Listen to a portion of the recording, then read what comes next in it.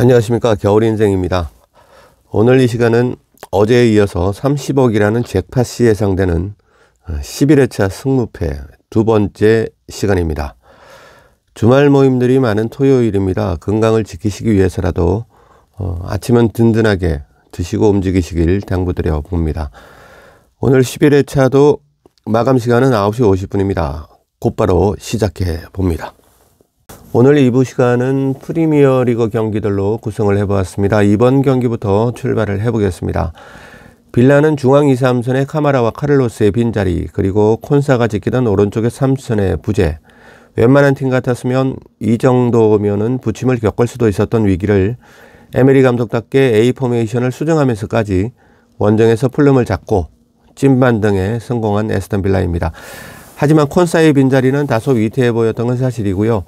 콘사의 포지션을 대체했던 캐시는 폴란드 국대를 다녀오면서부터 엉거주춤한 경기력으로 분명히 에메리의 의중대로 플레이를 펼쳐 보이지는 못했다고 보여지고요. 주말 노팅엄전의 가용은 사실상 불확실해 보입니다.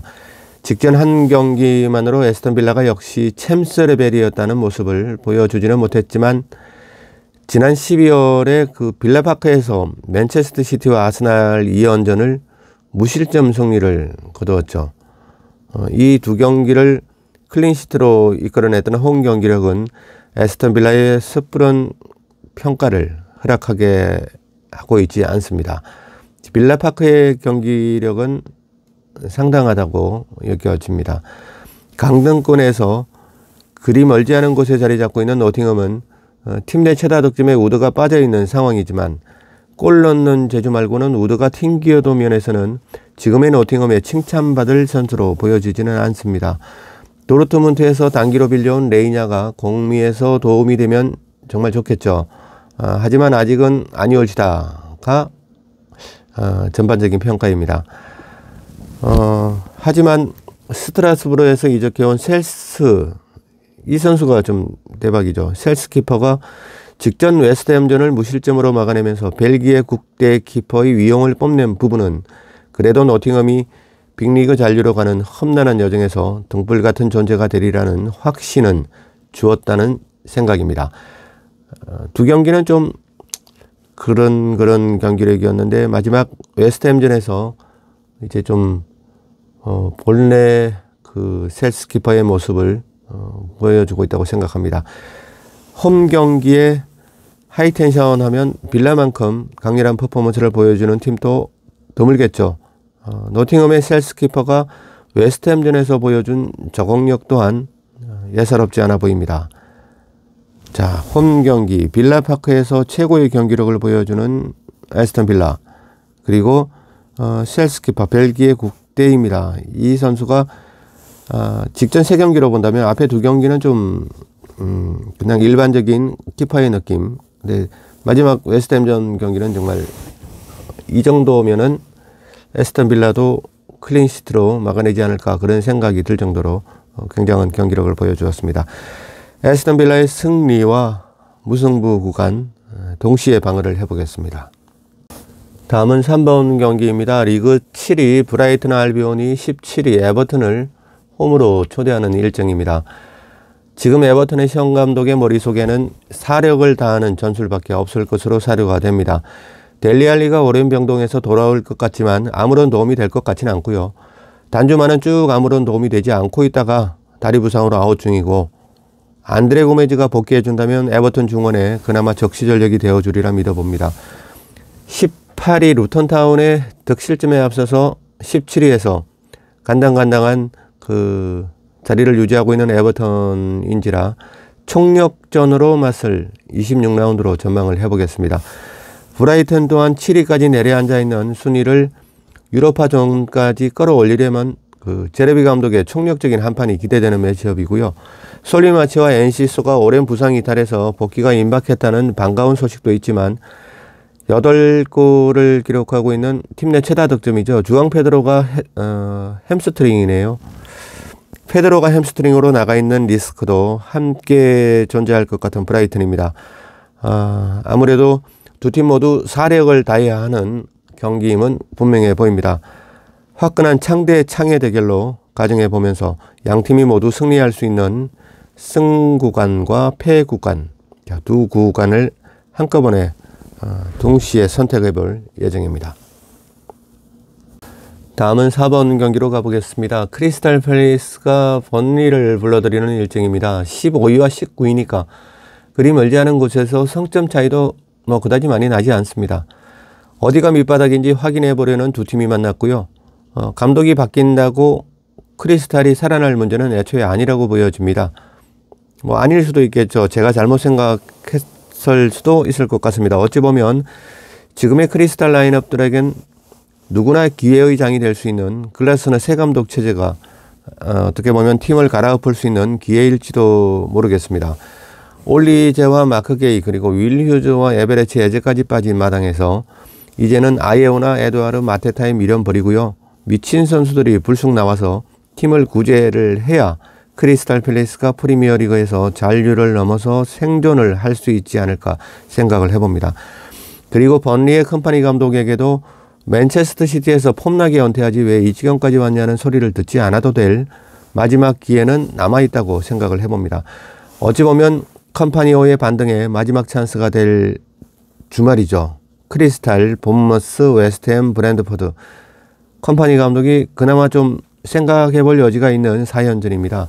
이 26, 27, 28, 29라운드에서 3승 1패나 2승 2무 정도만 수확을 해낸다면 리그 막판의 프리미어리그 강등권 보드에는 어떤 이름들이 올라가 있을지는 알 수 없을 것입니다.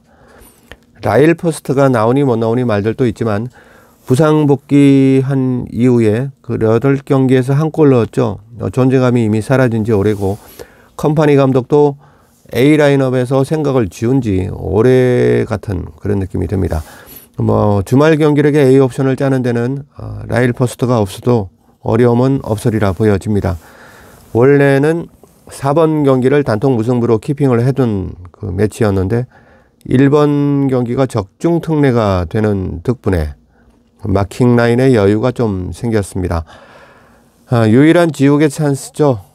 미련 없이 4번 경기에 말뚝박아 보겠습니다. 자, 이제 5번 경기로 가보겠습니다. 리그 6번째 순위. 맨체스터 유나이티드가 많이 올라온 것 같습니다. 6위 맨체스터 유나이티드가 12위 풀럼을 불러들이는 일정입니다.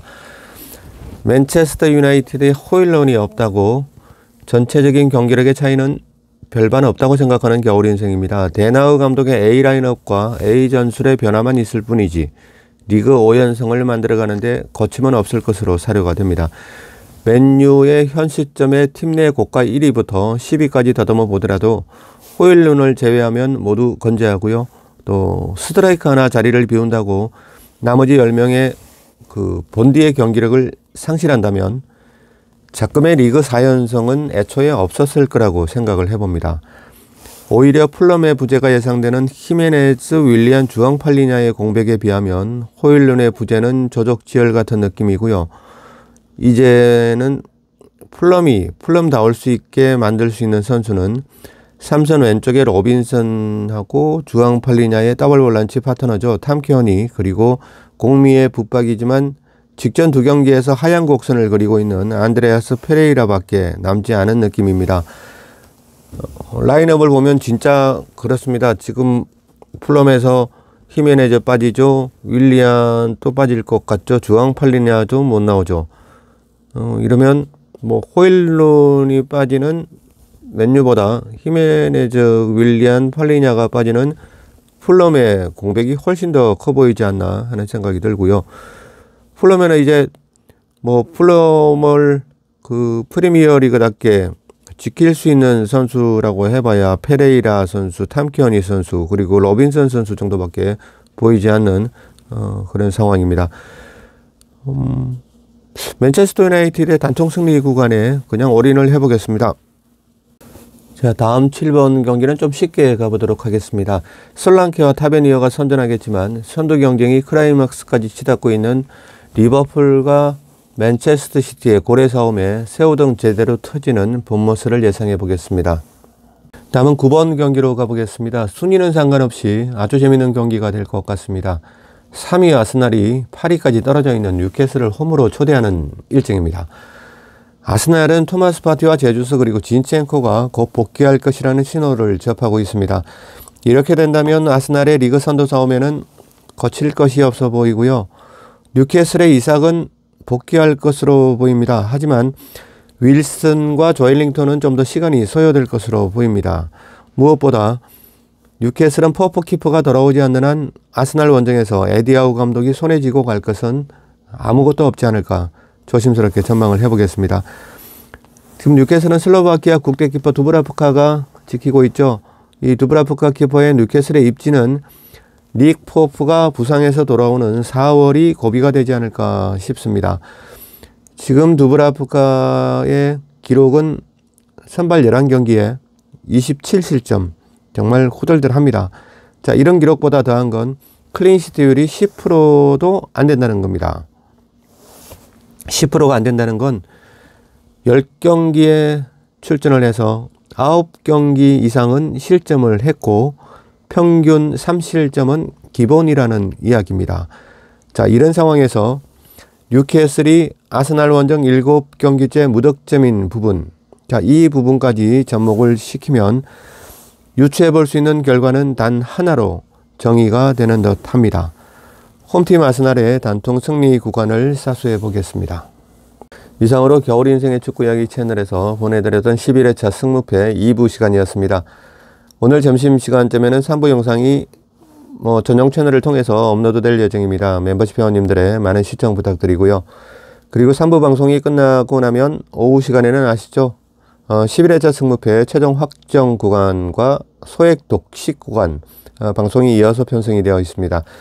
멤버십 회원님들의 알림 설정 잊지 않으시길 부탁드리겠습니다. 긴 시간 함께 해주셔서 감사드립니다. 지금까지 겨울인생이었습니다.